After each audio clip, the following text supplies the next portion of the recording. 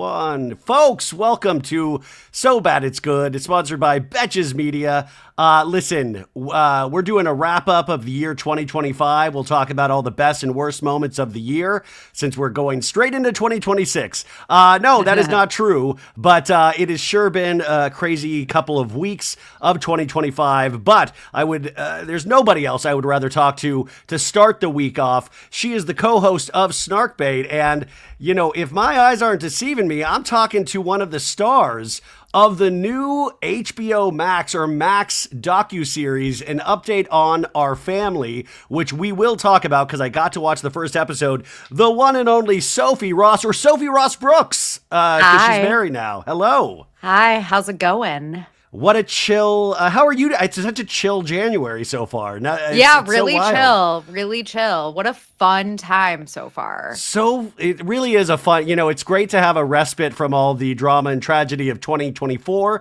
And 2025 has just been so awesome so far, and I just think the good times are going to keep rolling. All joking aside, though, because I want to talk about your docu-series in a second, but let's get right into one of the worst tragedies that has befallen America in so long. And of course, I am talking about the 12 to 11 hour TikTok ban that we all experienced on Saturday night. Now, Sophie, do you use TikTok, and how did you feel about this TikTok ban and when the ban was lifted on Sunday?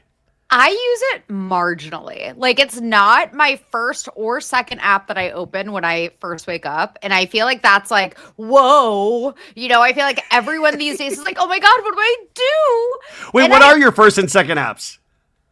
Twitter, Instagram. Okay, got it. And I understand. It's funny because we recorded Snark Bait like during the 12-hour ban. And we were like, this is it. R.I.P. TikTok. And of course, right after we stopped recording, it was like reinstated. But I understand how people are like very attached to TikTok. Yeah, I understand it. I feel like people are like, I found my community. I found my people. It doesn't matter what you look like. It doesn't matter how weird you are. Like, I get that because Instagram, on the other hand, is very curated and like pretty people. I think that TikTok, unpopular opinion, I know I sound like a boomer. And I know this isn't like a hot take. Like, I'm not trying to be like a controversial, I'm not. Like, I think it's literally destroyed our attention spans and our critical thinking skills. And it really concerns me how many people, especially young people, are using it as a search engine. I did not realize how many people are. And I'm concerned. I'm way older than you, and I agree with you, but I will also even open that up to just social media in general. Yes. It's just that TikTok, through their brilliant algorithm, has like kind of dismantled our attention span so brilliantly. And I will say, just to be transparent with everybody, is I go in TikTok waves, but I've been in a wave for the last 4 or 5 months where it is the thing that I watch going to bed to put me to sleep. It never puts me to sleep. I'm on there for hours. I'm watching random. I'm so random. I'm not watching Bravo. Like, I'm not on a Bravo TikTok algorithm. My algorithm is so weird. Sometimes it hits and sometimes it doesn't, but there's a lot of time wasted. To your point, I do want to, all of those creators making goodbye videos, it's so easy to make fun of. It is so easy to make fun of, but I will also say I completely understand that. I completely understand that this this social media changed their lives. I get all of that. But the thing is, I never believed it was going to go away because it's like a pawn like everything else now in this world, that there's so much money behind it. We've politicized everything. So political stuff has popped into it. But it is sad because at the end of the day, we're addicted to it. It is this thing where people were genuinely like, what the fuck are we going to do? And I was like, man, if we could just, and I'm not saying that people aren't out there helping with the fires and helping with all the world's tragedies, but man, if we could focus all of that rage and sadness onto I'm just scared what's to come if this was 12 hours. Imagine if it really had gone away. What would have happened? Did you hear that there was a teenager that did arson because he was so pissed about TikTok? No, do not tell me this. No. I swear to God, and I'm sorry, it sounds like I have no details and it sounds fake, but I swear to God. So yeah, I mean, it's just...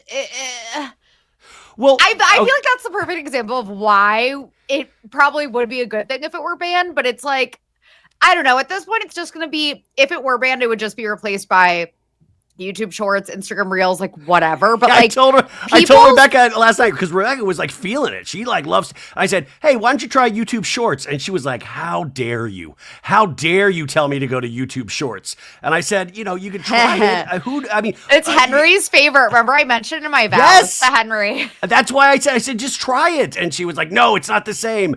But a 19-year-old suspected of setting fire to a U.S. representative's office because of the TikTok ban. Great. Glenn Grothman's office. Yeah.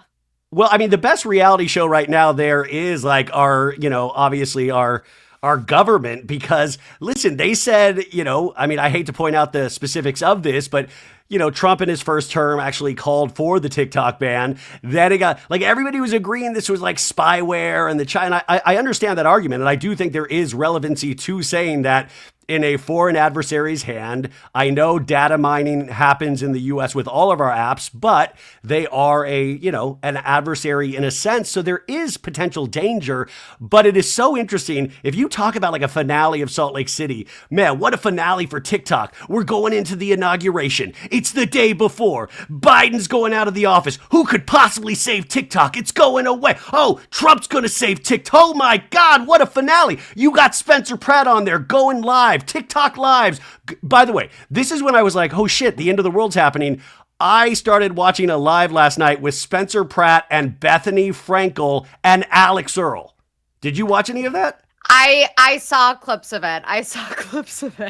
And all of a sudden, like, people are giving gifts. So you see like dragon heads on Bethany and like cowboy hats and mustaches on Spencer. And they're having the wildest conversation. But I truly thought, I was like, we've reached the pinnacle of pop culture, and should we go any further than this? Like, I'm scared to go further than what I just witnessed last night on that live. Oh my God. Did it shut you out of TikTok like as you were watching the live? I didn't. I was like, I don't need to be here. It's like not the end of like the finale of The Sopranos where it cut to black. I just went and did something else. I was like, I gotta go do something else. Well, because here's the deal. Like, I knew I was gonna be sad if it went, and if it was gone, I'd still be sad. But like, I also am old enough. I mean, listen, I don't want to take away from anything, but there's so many social media things. It's very unique, but there's so many TV shows I need to catch up on. There's so many books I need to read. I need to talk to my family. Like, there's like, maybe this could be a good thing potentially. Exactly. That was maybe. I was like, maybe. I have a stack of 10 books that I've ordered that I'm like, I can't wait to read this. Yes. Yeah. And then we're going to pick up these books and realize we don't know how to read anymore because that's what scares me. Like, it literally frightens me that the young generation, these kids these days, all of them were saying, you guys don't understand what TikTok like means to us. I know. How am I going to find recipes? How am I going to find the recipes? What? Oh my God. It like actually terrifies me, you guys. Well, Gen Z was supposed to save us. And by the way, I will say though, like at the same time, I'm part of the problem because I enjoy it as well. So I'm not, I do want to point out one thing that was happening on that Spencer Pratt live though, because, and I want your take on this because it has been so, horrific, obviously, with the wildfires. But to me, the Spencer and Heidi of it all, what a pop culture story, just from what, Spencer and Heidi meant on the hills, watching these decades pass. And, knowing the importance, and Spencer does it with a wink, of celebrity, pop culture, all of this stuff. And then to finally, he finally got to hit 1 million followers on TikTok as it went away. And by the time it went away, he was over past 2 million. And in this past week, everybody started streaming Heidi's album, made it #1 in all of these countries. And you saw these kind of weirdly beautiful moments, but also was getting attention for the fires and other people. But then he said he has an enemies list last night. And he was reaching out to everybody. And he reached out to somebody that we talk about a lot, Alex Cooper of Call Her Daddy fame, because he wanted to get on her podcast. And she said, he kind of insinuated that she gave him the brush off. And so now he rides with Sophia Franklin, her old podcast partner from Call Her Daddy, and says, I ride with Sophia with an F now, and Alex Cooper, Call Her Daddy, is on my #1 enemy list. And he was explaining this to Bethany Frankel. And I was like, my pop culture head was exploding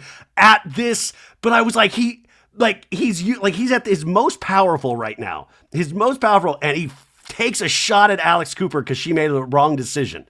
I would love if Spencer Pratt is like the one person to finally bring Alex Cooper down.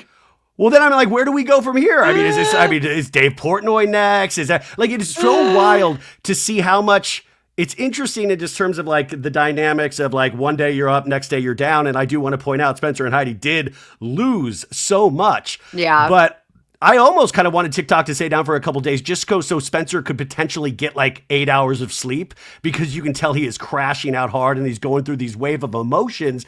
It's a full-blown reality show. But I don't know, man. It really did feel like one of those things we always talk about, living in a simulation. I felt like I was fully, like some video gamers playing us somewhere going, you know what I'm going to do? Wildfires. I'm going to make Spencer and Heidi number one. I'm going to turn Spencer again. Like all of this shit was just too much to comprehend. By the way, I had never seen The Matrix. Speaking of living in a simulation, Henry made me watch The Matrix. You've never seen The Matrix? I never like sat down and watched it. You got red-pilled by Henry. I know, all I right. got red-pilled by Henry. But I'm like, what if we are in a simulation? Well, by the way, and I know this isn't a conspiracy podcast, but I will say I've read so many essays and things. Like Chuck Klosterman, who's one of my favorite pop culture writers, wrote a great one about living in a simulation. And there's a lot of things to be said of like, who knows? Who knows? But it is getting so bizarre, but also we've done things that it's made it this bizarre. Like we've created social media engines, which, by the way, how turned on are you by Mark Zuckerberg? Like in just terms of being a man, like, is Henry a little jelly about Mark Zuckerberg? Because like he is at peak masculinity for me right now. No one smokes meats better than Zuck. That's for sure. That's for sure. This guy is a panty dropper out there. And the fact that, I mean, I think Meta's like, because Trump, like TikTok came back and said, thank you to President Trump, blah, blah, blah, which is like, that's Trump, loves that stuff. And then, there's like these like underground theories that Meta potentially is going to buy 50% of TikTok. And there's like a bunch of things. Who knows? Oh, God. But Zuckerberg did go visit. I bet this isn't a politics, but it is interesting that it's intersecting with pop culture. I just find it funny when he was on Rogan's podcast a couple week and a half ago, and he just looked like an extra out of like the TV show Entourage. Like he looked like Vinny Chase's Entourage. I know. I love his transformation. I love it. I love all the tweets that are like, the Social Network was too kind, because our takeaway from the Social Network was that Mark Zuckerberg is a piece of shit. That movie was too kind. So anyways, I don't know, man. Smoke him if you got him. It's going to be a tough week. Hang in there, folks, because it's already bumpy and it might get bumpier. I'm going to try to be as positive as I can be, and try to just talk about these things that matter to us, but at the overall, I understand that other things matter way more, but we're also, there's a lot of great things on TV, which really proves our point again that we are really out of it. Anyways, I wanted to mention your documentary, your docu-series. Now, you had told me about this a while back because you had seen a screening, and I didn't put it together that this was that. It's called An Update on Our Family, and we talked about it a couple weeks ago, too. The first episode came out this week. It's in the top 10 shows on the whole Max app, you guys. And oh, is it? I didn't even see that. Oh, yeah, and Miss Sophie Ross Brooks, she's the first person you see. She looks great on camera. She's like made for this. And they use her throughout the first episode. My only complaint about this was that not enough Sophie. Well, no, I said too much Sophie. I was like, let's pull it back. Like, we got Baxter, we got a picture of Baxter, her dog. What frustrated me was that I wanted the second episode immediately. I know, actually. I was like, I'm in now. So I thought they actually were dropping all three. I know nothing, you guys. I know nothing. We actually you've seen the rest of the stuff. Yeah, so I saw all 3 episodes at the Tribeca Film Festival last year, and I thought they were dropping all 3 at once. I know nothing. I filmed this forever ago, like 2.5 years ago. Actually, pre-Baxter, those are actually my parents' dogs. In the photos that they use, it isn't my apartment, but they make it look like my apartment. Yeah, I was like, damn, Sophie, like this is nice. I like let them think it's my apartment, but it's funny because I like watch myself again at the Tribeca Film Festival on like an AMC movie theater big screen. And I'm like, no. I hate it. No. Like watching yourself is so fucking weird. It is so hard. But I will tell you that I thought it was so natural. I was like, oh, this is... Oh my God, thank you. So, but just to remind people of the story, but it also goes into what we're talking about with social media is that it's this family that got famous on YouTube and, and it kind of brings up how we consume YouTube and how people just follow random families like reality shows. And it is interesting because there are various parts of the first episode where I started scoffing. I was like, who is watching this shit? Not realizing that I personally watch my own shit. Like, exactly. Not me, but like I watch reality shows nonstop, and this is just another form of that. But this great story you've said before, but they adopt a the Chinese... Stauffer. So Micah and James Stauffer Yeah. adopted a toddler from China, named him Huxley, the whitest name of all time, which I say you had a great line. That was a great line in the documentary. And he had, disabilities, severe autism, and they end up famously, after featuring him all over their YouTube channel, making a lot of money off of him, quote unquote, rehoming him. And their YouTube video discussing this was called An Update on Our Family, hence the title of the docu-series. But I think they do a really good job of extending empathy to everyone involved, including the Stauffers. And you'll see, I know that only one episode is out right now, but they did an amazing job. Henry said the same thing after the first episode. And he was only watching because I was in it. And I was like, I don't really want to watch it. But after the first episode ends, he's like, oh my God, I need more. Like, it's actually really well done. Sophie, we immediately went to hit the second episode and it wasn't there. And I was like, mother humper. And then I was like, oh, I got to reach out. I was like, I guess wait, when does the second episode come out? Tuesday or Monday? I think on Thursdays, maybe. I don't know. I don't know. Whenever the first episode dropped, I can't remember when it did.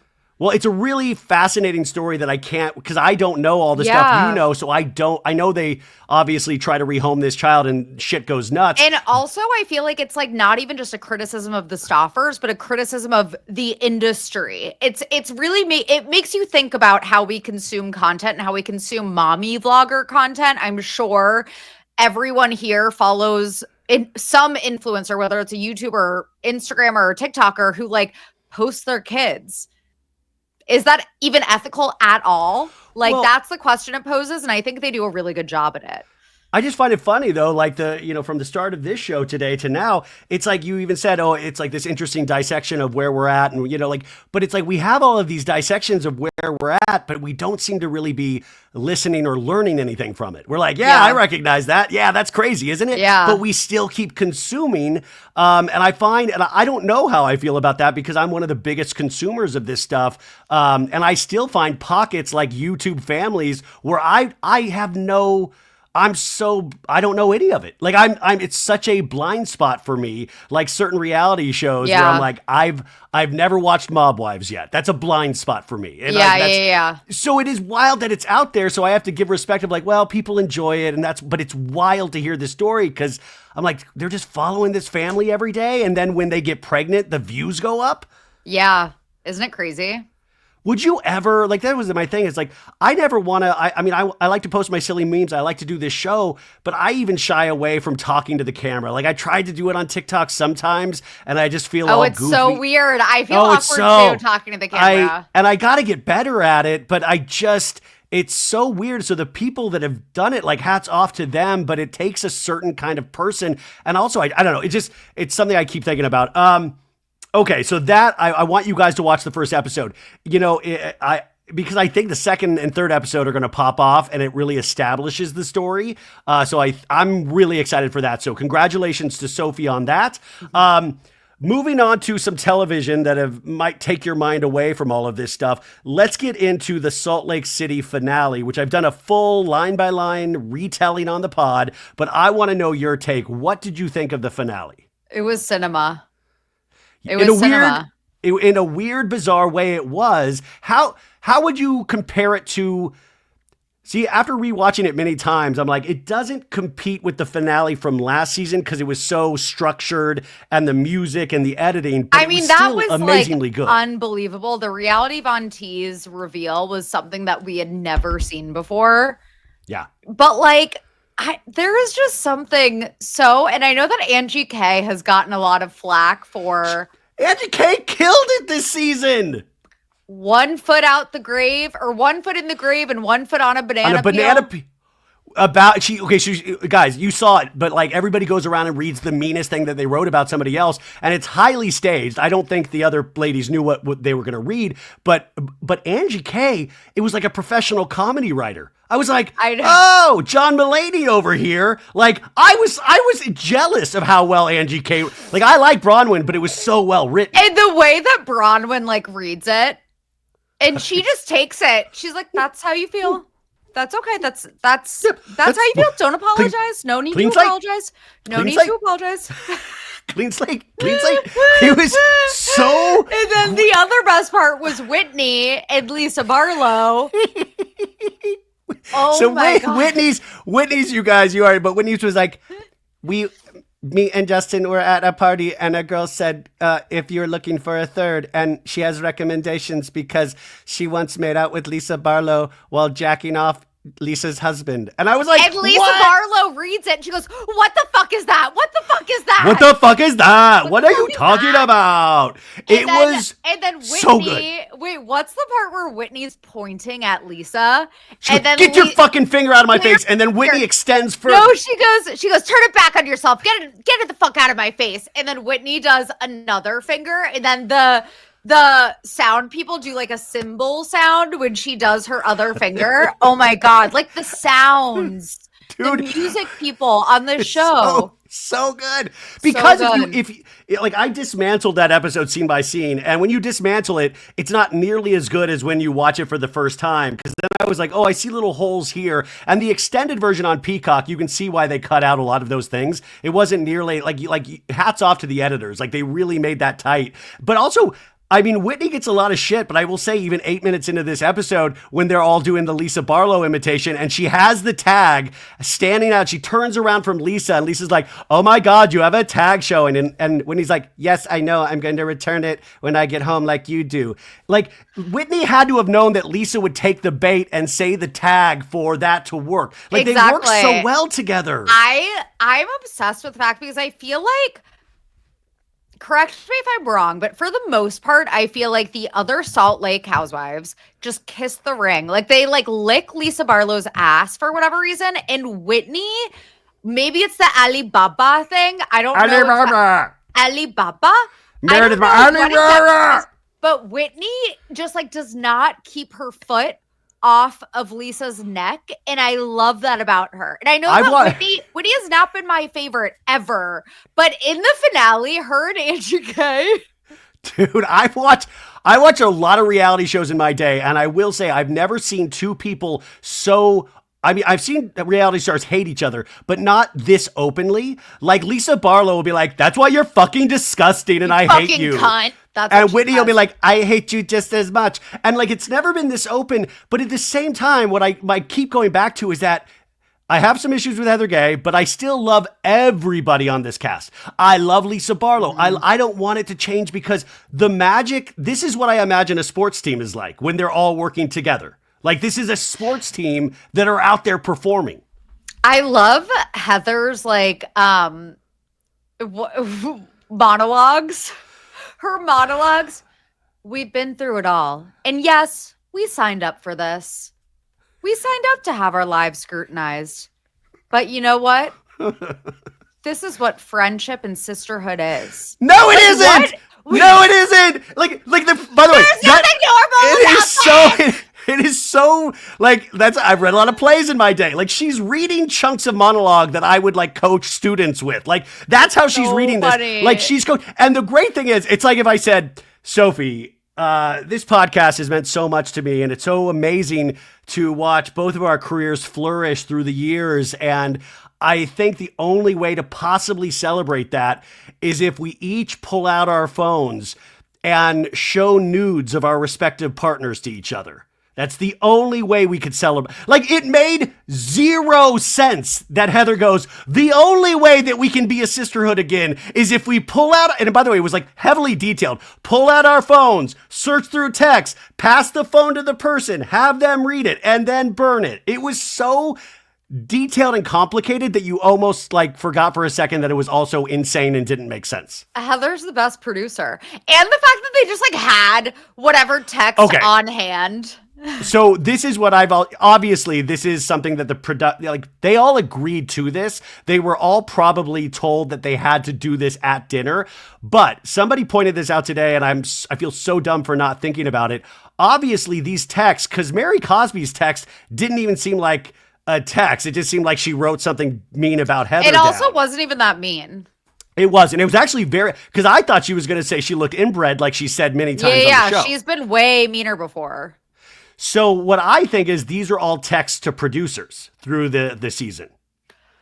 So it's like a producer says, hey, what do you think? Because the thing that I was stuck on was that if someone handed me a phone and it was a text about me, I would be like, well, what was the response? Who were you texting this to? Exactly. And there was nothing about like who they were talking to or what the rest of the conversation was. It was just one little blurb. So that makes sense. That completely makes sense. Yeah, it would make sense too, because you would be texting with production all season long how you feel about the ladies. So that to me was something I didn't even think of. And I'm sorry I don't have the DM to give that person credit, but I thought it was brilliant about that. But the only other thing though was that I thought it was going to keep going. Like it said hour and a half, and then it was like they tagged Watch What Happens Live onto it. So all of a sudden it just ended out of nowhere. And I was like, how does this end? I want to know what happens the next day. Like what happened that night when they went back to the hotel room. And by the way, classic Lisa Barlow that she's the only one that couldn't take it. Oh yeah, classic. She can never take it. And also I love how as soon as Lisa, it's just like, wow, that was really actually really fucked up of Whitney. Like that wasn't just like a mean text. I was trying to start a rumor on camera. And then Lisa turns it around on Angie K. Angie like shrapnel goes, Sean circle jerks. Circle jerks. Oh my, which sounds plausible enough, which I think is why I've been in arguments with Rebecca. I've been in arguments with Rebecca for the last couple of days about circle jerks because first off, with the Lisa John thing, I just don't ever. Maybe I'm just misseeing this completely. It's hard for me to believe that John Barlow is getting a handy in front of his wife. Like that just does not strike. Does that seem real to you at all? At all? Yes. Hello. They're in Utah. They're in Salt Lake City. That's where the magic happens. When it comes to swinging, it's the swinging capital of the world. Yeah, but the John Barlow that Lisa, whatever, but the John Barlow that we know, who's all soft-spoken. If John and Lisa Barlow wanted a third, I volunteer. Wait. In the game they played earlier in the season where they did the favorite sexual positions, John begrudgingly was like, I like when Lisa's on top. And then I think he say he was like, and then then he said something like bouncing. It was like, of course she's bouncing, John. Of course. Like he seemed so foreign about that it just didn't straight. But Sean, those are the freakiest. Those types of men are the freakiest. So okay, you're agreeing with Rebecca on this. You're agreeing with okay. Exactly, because we know men. Straight women. We know straight men. Okay, but then Sean, we know straight men better than you know yourselves. That's a solid argument. That is a solid argument. Let's take it to Sean, Angie's husband, who's had rumors lobbed at him for the last 2 seasons. So Lisa throws out the circle jerk, and sorry, I know this is a family show, but and in my mind, I've never been asked to. I've never participated in a circle jerk. To me, in my head, once again, I'm like, how does that work? How big's the circle? Are you watching everybody? My question is, do you use, how many people in the circle, first of all? Do you use both hands and you have one person on your right, one person on your left? Right? I didn't even think about the hand switching. I thought you were... Unless maybe you're just focusing on the person on your left and then the circle continue.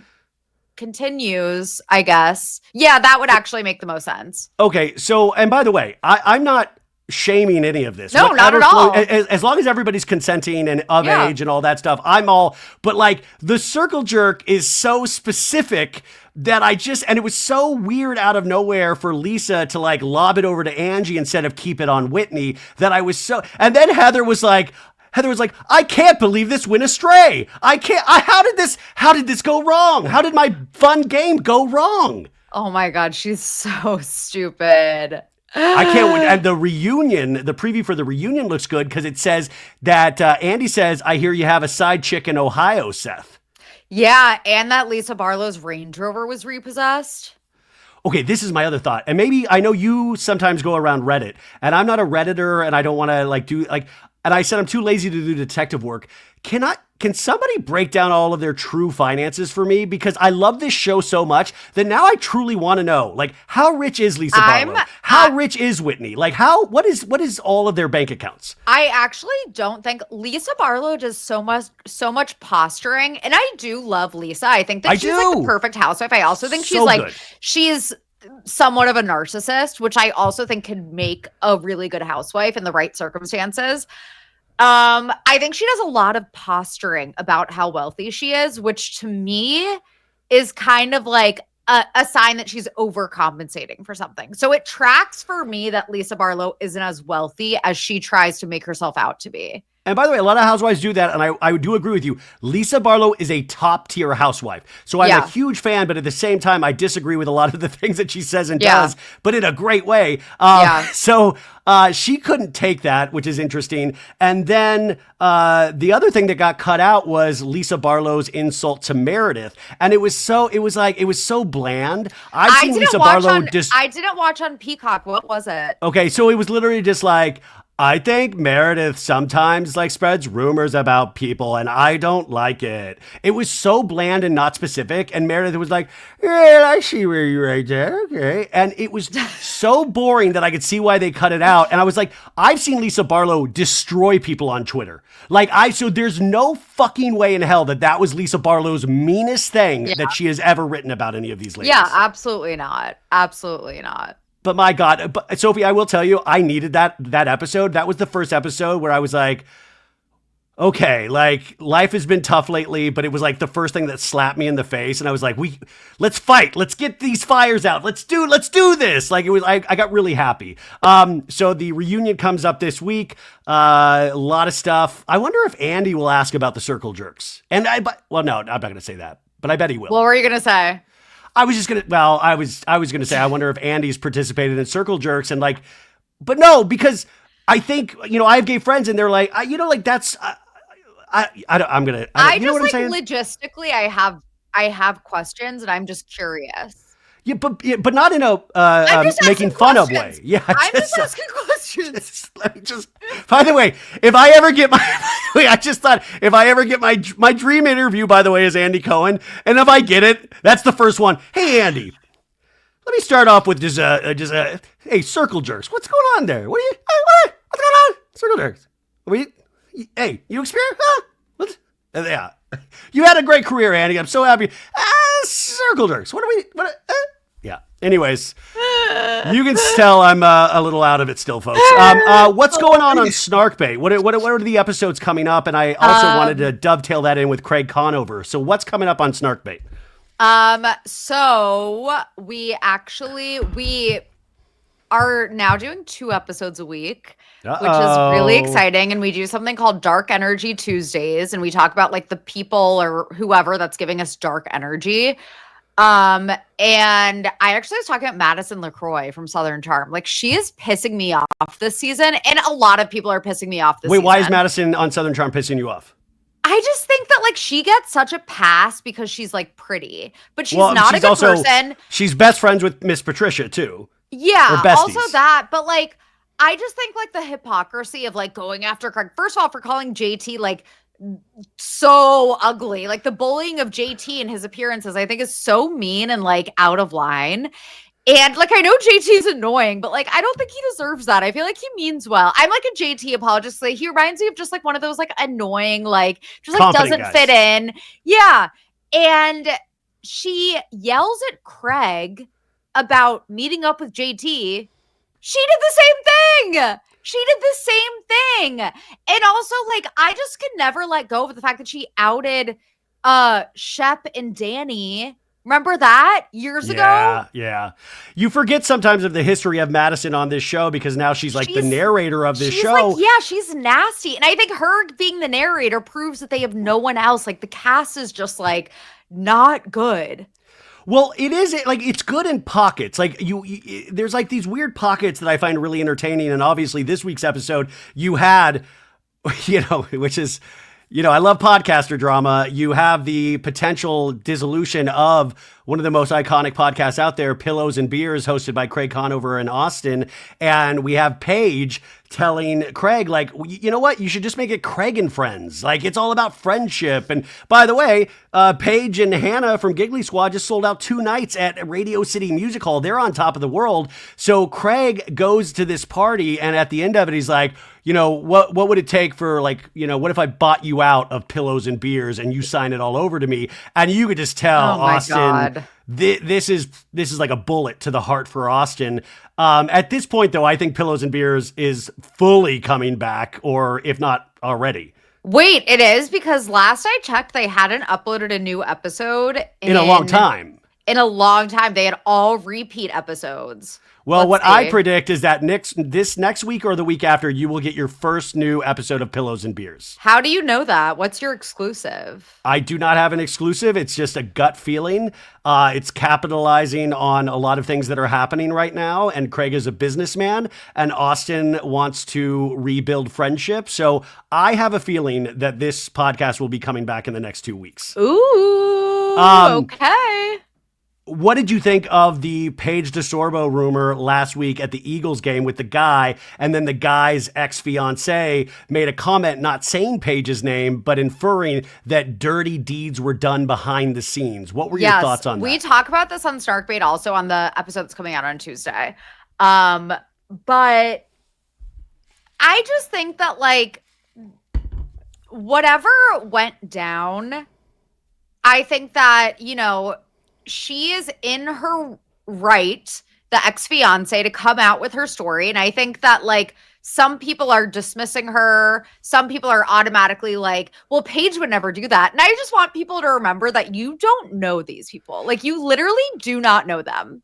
I know it feels like you do, but you don't.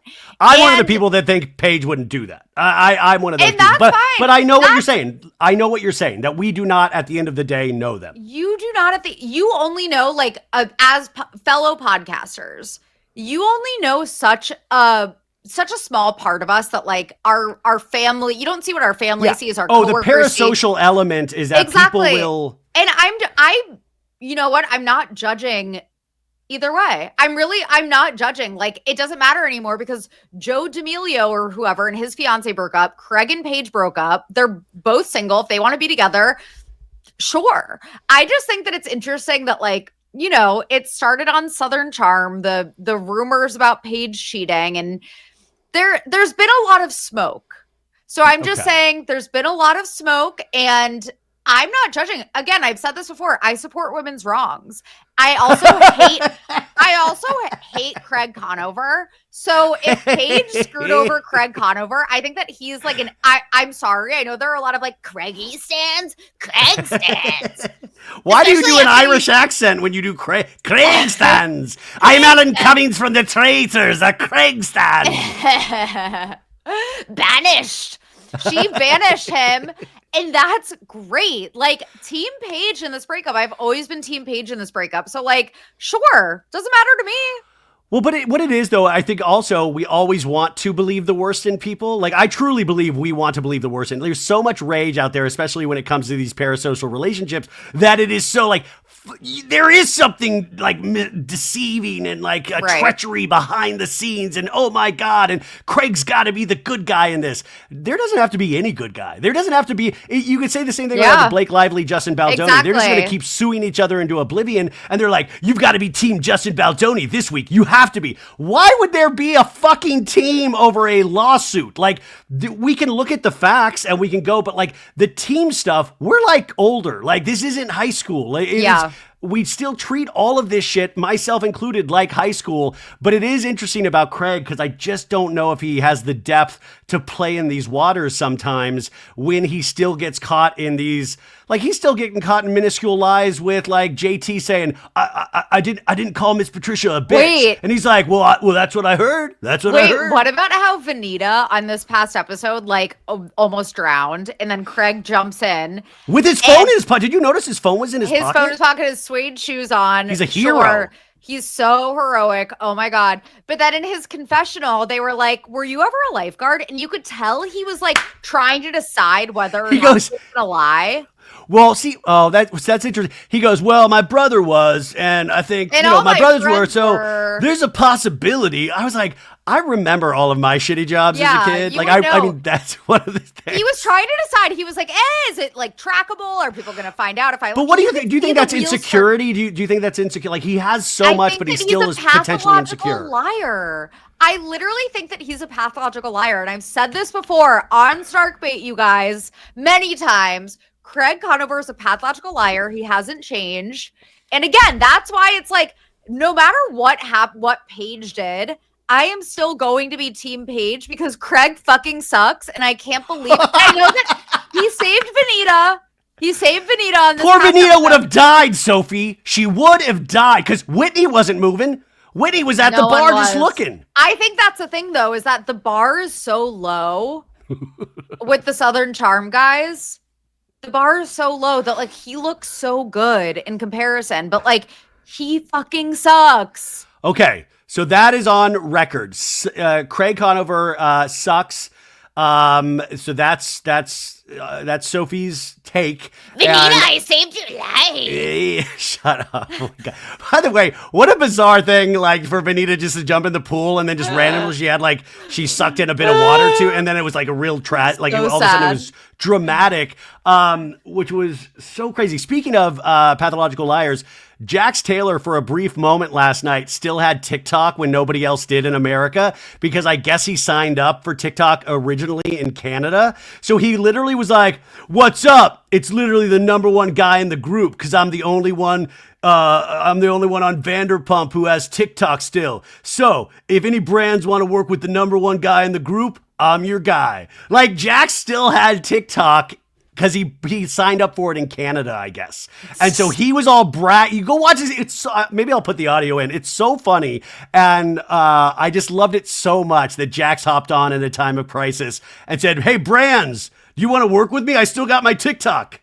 Wait, what about the people that deleted the app and now can't get it back? Download it. So if you deleted the app, if you were like, fuck TikTok, we're done, like a breakup, if you did that, you can't get back in right now still. Yeah, like it's not in the App Store. You can't like download it anymore. That's why. And also I was asking those people, like, why did you delete it? Like, why did you do that? That's so extreme. But also Trump even said that like on Monday, it's going to probably come back. Like I always knew it was going to, and by the way, it still might go away in 90 days or whatever, but like, right, it'll be back for the time being. So Southern Charm and Mess, you're not watching Southern Hospitality, I don't think, but I do recommend it for low-level drama. I really like it. Beverly Hills, did you watch it? Did you care? What did you think this week? No, I'm like 2 episodes behind on Beverly Hills. Basically, they take Erica Jane to a Chuck E. Cheese because she complained that Kyle got a pizza party when she was going through a tough time. So they gave her a pizza party. But Garcelle at this pizza party tells Kyle, listen, we're all women. We're all mothers. We're a sisterhood. If you want to be a lesbian, Kyle. And Kyle literally has it was a full Zoiks moment where it was Sutton was like, what are you doing, Garcelle? What are you saying? And Kyle had nothing to say, but I thought it was great. And you could tell it really bothered Kyle. And there was really no conversation about it. But I just thought Garcelle getting that little line in there, that little dig was great. And Dorit is still fully coming for Kyle again, and now Kyle for Dorit. And I have a suspicion that in this week's episode, Kyle will be, I think she leaves the spa trip early, and I think potentially she might threaten leaving the show after this week's episode. Potentially. That's a theory. God, what an exhausting, tedious season of television. Yeah, but listen, come on. It's still something. I'm still enjoying it. What do you think of the Traitors? Oh my God, the Traitors is incredible. I mean, Great obviously it's like really disappointing that the housewives, like some of our faves were getting knocked out early. But this past episode with Boston Rob, and again, like if you know me, you know that I have been on like a survivor journey this past year. So like I'm very familiar with the Boston Rob tactics. And Bob the drag queen was just unfortunately out of his depth.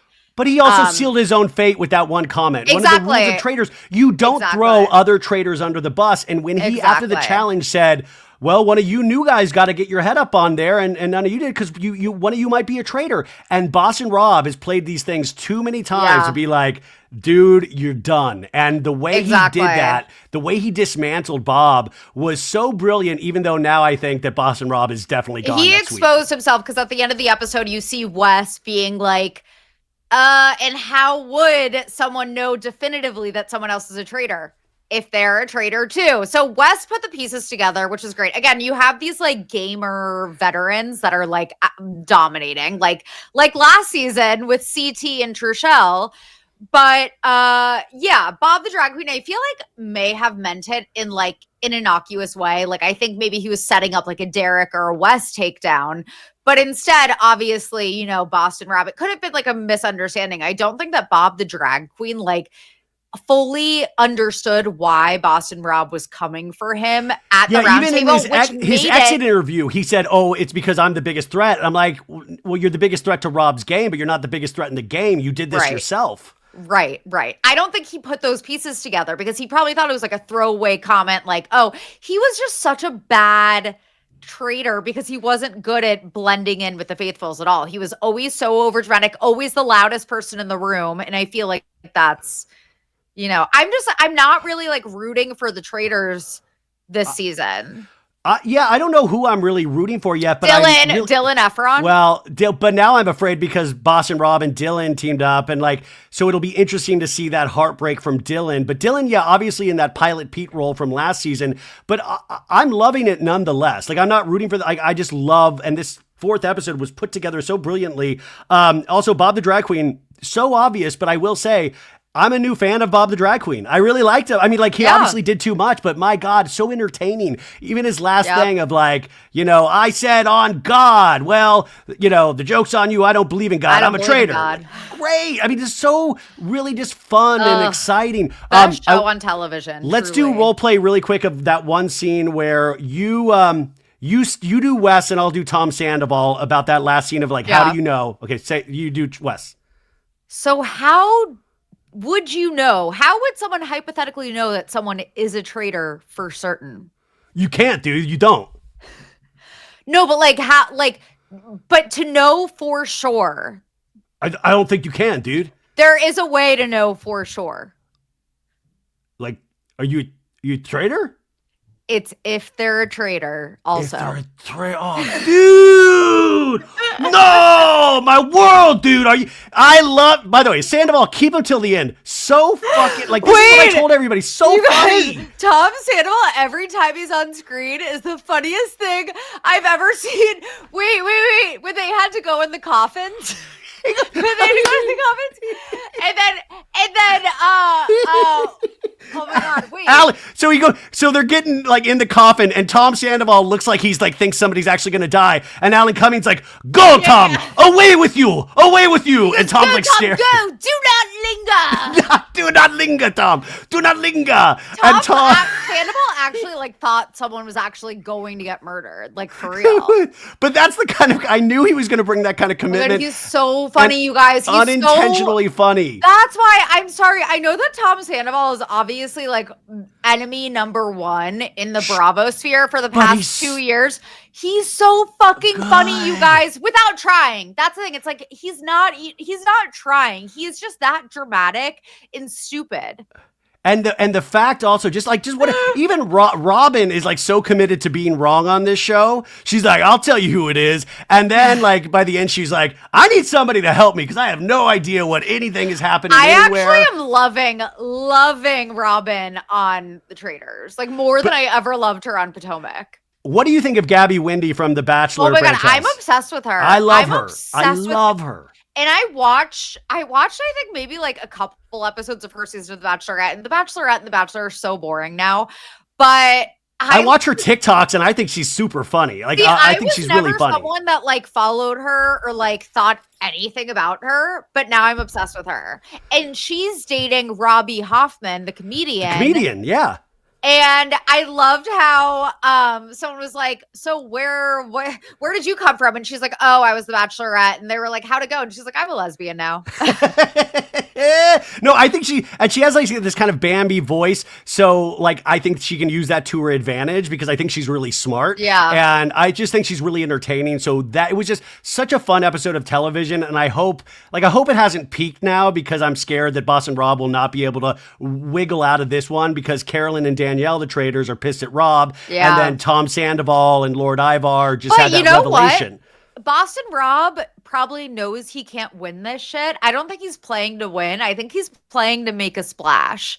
So I think even if Boston Rob goes out, like at least he put on a show, you know? Yeah, no, it was highly, highly entertaining. I highly recommend The Traitors. You can see it on Peacock, even though they are going to start releasing it on actual NBC from the beginning. So that's how much they believe about it. In other Vanderpump Rules news, over the weekend, we had new paparazzi photos of Allie Luber moving out of James Kennedy's or their shared home in Burbank. And all I have to say is, thank God. Good. I hope you're okay and good. Yeah, thank God. Good. Happy for her. Did you watch the first episode of Severance season 2, Sophie? Oh, yeah. I have a lot of questions. I have a lot of questions, but I will recommend to the audience, if you've watched season 1 3 years ago and I really highly recommend watching the finale of season 1 before you watch, because there had been so many, and I love that show, but there had been so many things I had forgotten. I was like, oh shit. So it really helps. But we're one episode in, we're not going to spoil anything, but I still think it was so well done. And I'm just glad it's back. One episode per week. Yep. I think they air on Fridays, you guys. Yep. What'd you think of the new Kardashian trailer? Did you bother to watch it? Oh, I swear to God, they're paying Hulu to keep airing the show. No one, I don't know a single person who cares or watches anymore, except you? Question mark? No, they even lost me towards the end of last season. I stopped. Well, it wasn't, I mean, I was like, I've seen, they're not really for the amount of stuff. I love how Kim is like hinting at a new man, and it's like, does anyone care anymore? I don't care. Like, I honestly don't care. Exactly. Like, I've been lying. I'm like, who cares? Like, great. Now you've just admitted you lie. Perfect. Okay, cool.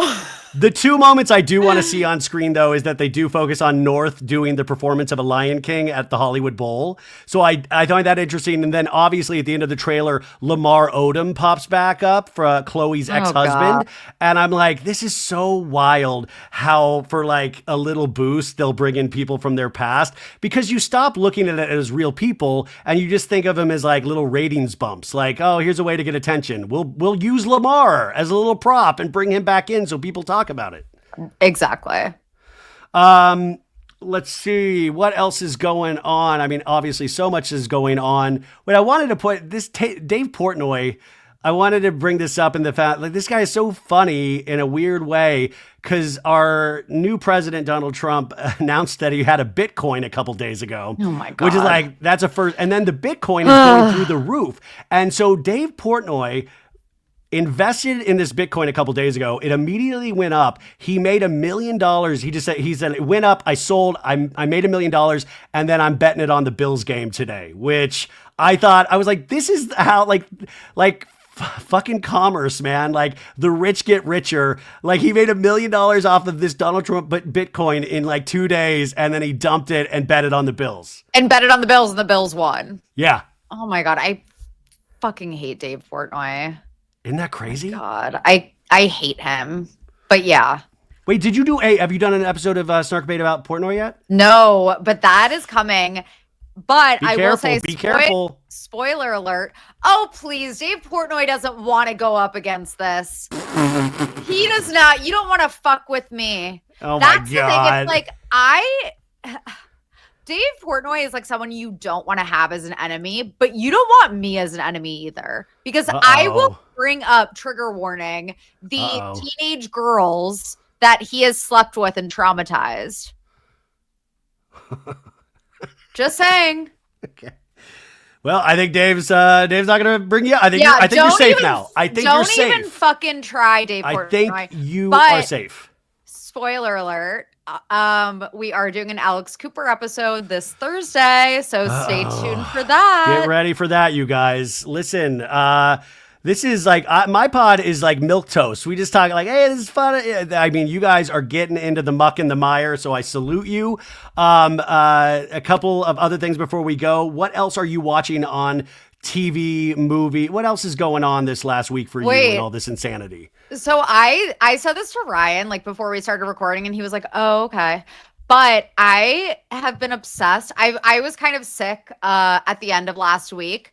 I watched 4 Harlan Coben series on Netflix, and those are like the British thrillers that are kind of corny and like cheesy, and there's like always like a mystery. He's an author, right? Like, isn't he? He's an author. He writes these like thrillers, and they turn into Netflix shows with like British actors.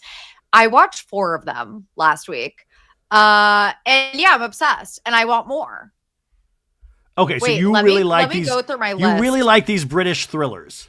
Yes, and it's Harlan Coben, the Harlan Coben collection on Netflix. I'm obsessed, you guys. There's a collection? Yeah, there's a collection. I watched Missing You is the new one. Not a good one. Safe with Michael C. Hall, who plays Dexter. Oh, I love Michael C. Hall. And he has a fake British accent, which isn't good, but it's from 2018. That one was actually really good.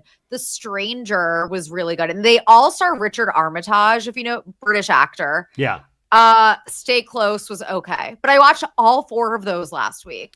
Did Henry watch those with you, or was that just a solo project? It was a solo endeavor. Okay. But yeah. I want to recommend, and this is, listen, Saturday Night Live, can be really, really bad sometimes, but obviously it's an institution. On Peacock, they just released a 4-part docu-series.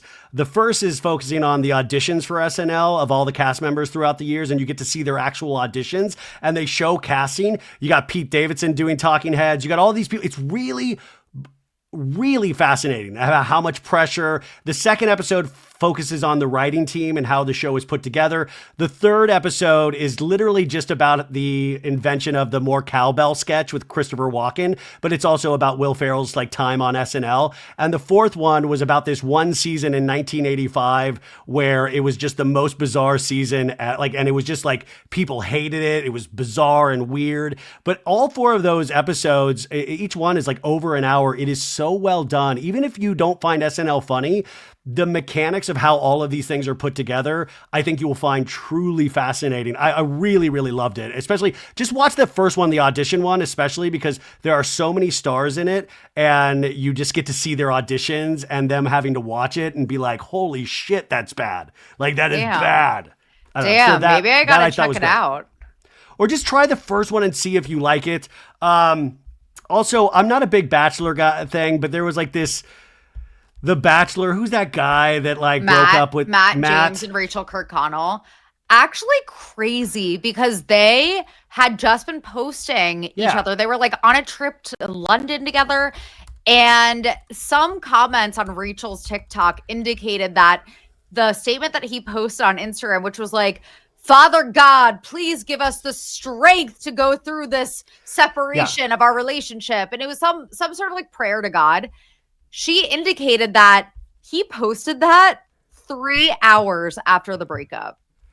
And she didn't know he was going to post that. And she didn't know that he was going to post it. It's like this whole thing. But they had been together for like 4 years. Yeah, and it was like she was expecting, I think, an engagement. Yeah. He said, Father God, give Rachel and I strength to mend our broken hearts. Give us a peace about this decision to end our relationship that transcends worldly understanding. He put this on Instagram. First off, if that's to God, do you think God has an IG, or is he more of like a Twitter guy, or is he like a Reddit guy? I think he lurks. He lurks, yeah. So also, like, you could just tell Father God that directly instead of having us all in on the Father God prayer. Like, I just don't feel like social media... Like, you know what I'm saying? It's like, Father God, if you see this Instagram post, please take care of Rachel because our relationship has no worldly understanding. Like, I love when something transcends worldly understanding. Like, well, we've got to use that for everything from here on out. It just transcends worldly understanding. You wouldn't get it. You wouldn't. You just would not understand. So obviously this breakup was sudden, and he put it on social media first. And obviously she'll have her side of the story to tell, but I think she truly was blindsided. So that will be interesting. And then finally today, this was a story that I think we can all actually, that might make us kind of happy and laugh a little bit, even though it's sad for one person. Did you hear about this Brad Pitt AI scam? Oh, yeah. So, you guys, this was wild. There was an AI scam where this lady thought she was legitimately dating Brad Pitt, the actor, and gave him $850,000 because she told him he had liver cancer. And this went on for a long while. AI was used, and he was, I mean, the photos that we have access to look really bad, like bad. They're so, I can't even believe they were AI. Like, I feel like they were like a bad Photoshop job. They're so funny, you guys.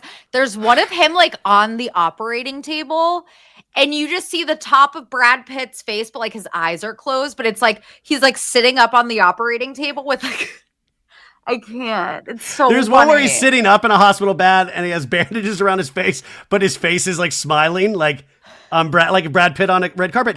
Well, this was on a French television channel, did a documentary about this lady. She's 53 years old. Her name's Anne.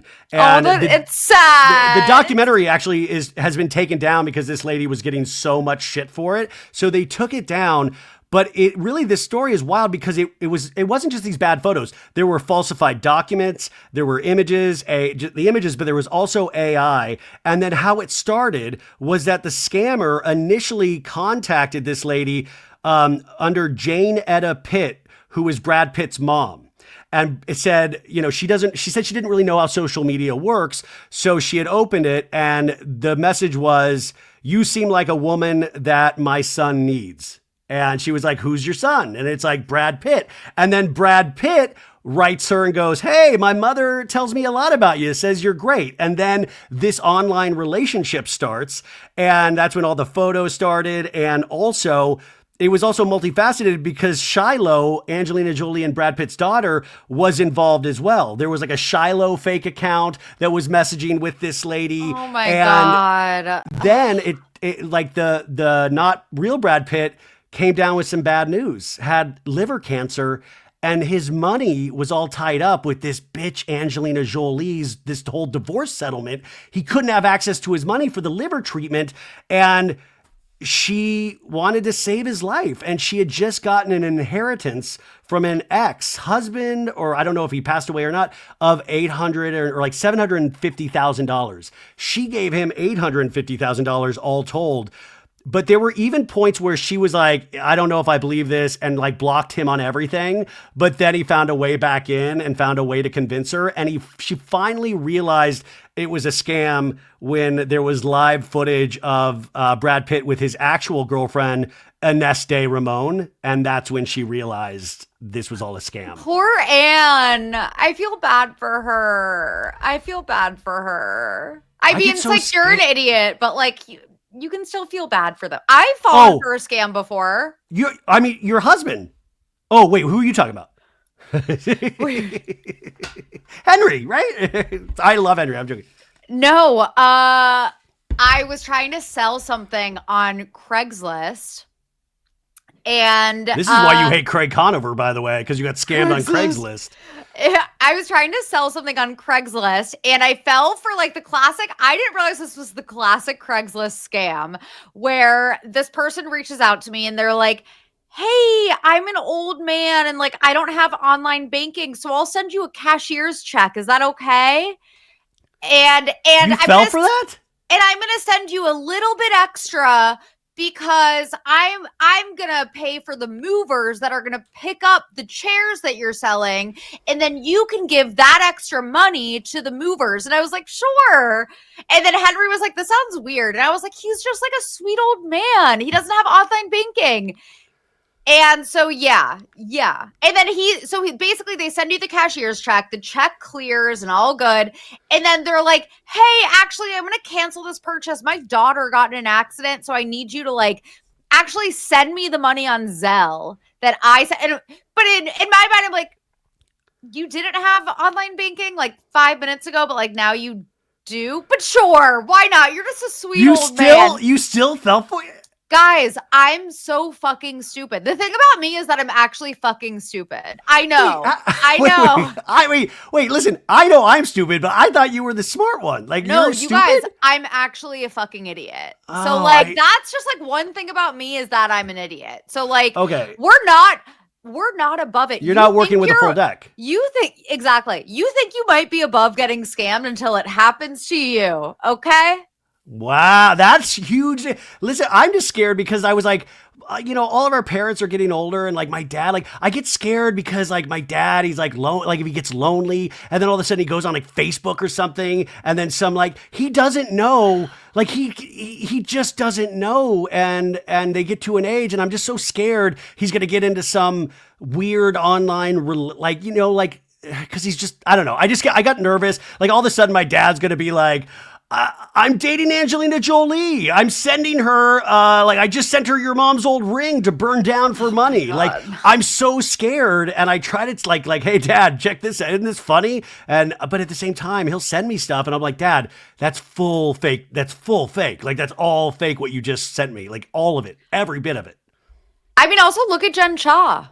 Look at what Jen Shaw was able to do.